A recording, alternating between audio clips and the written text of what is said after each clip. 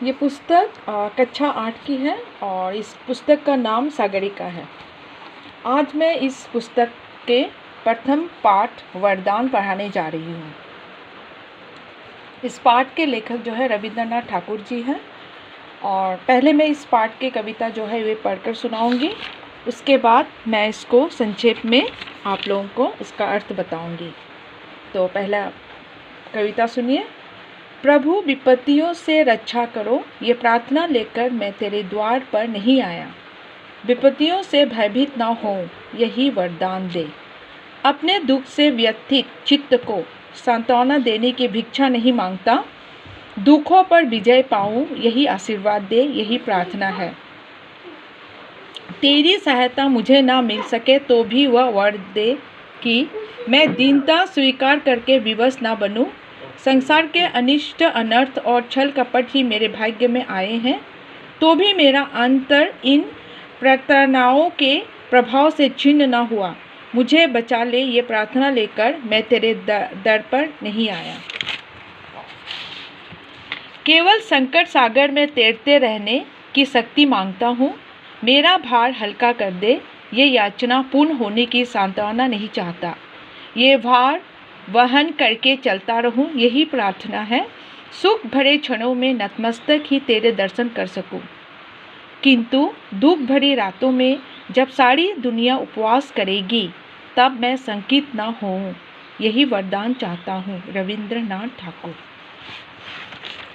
तो बच्चों, मैं अभी इस पाठ के अर्थ आप लोगों को बताना चाहती हूँ।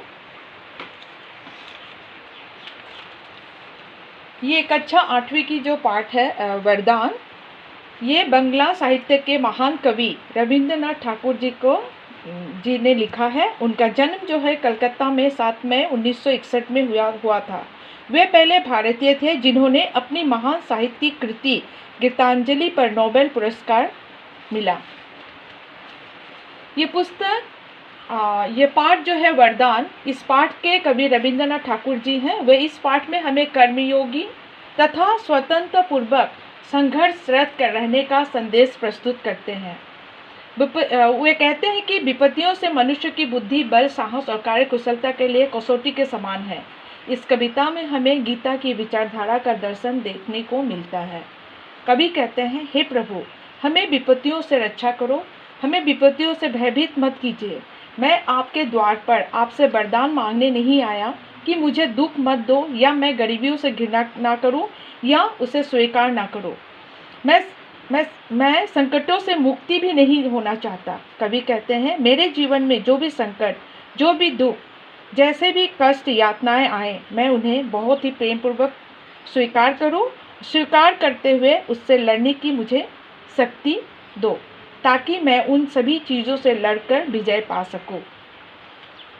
मैं कभी भी आपको दोष नहीं दूं कि मुझे कष्ट क्यों दिए, या हर कष्ट, हर दुख पर कष्ट क्यों दिए और मुझे पीड़ा क्यों मिला, मेरा जीवन कष्टमय क्यों है। मैं ये ना कभी आपसे ना कहूँ। मैं हर यातना, हर दुख, हर कष्ट को प्रेमपूर्वक स्वीकार करते हुए उनका समाधान निकाल सकूं, यही प्रार्थना है। कभी यही इस पाठ में हमें यही बताया है। बच्चों, मैं अभी पहले आपको ये पाठ का जो अर्थ अभी आप लोगों को बताया, आपका मैं अभी गृह कार्य के अनुसार मैं ये काम देना चाहती हूँ। जितने भी शब्दार्थ हैं उन सब अर्थ को आप लिखें अपने कॉपी में। ये होमवर्क के तौर पर मैं आपको दे रही हूँ।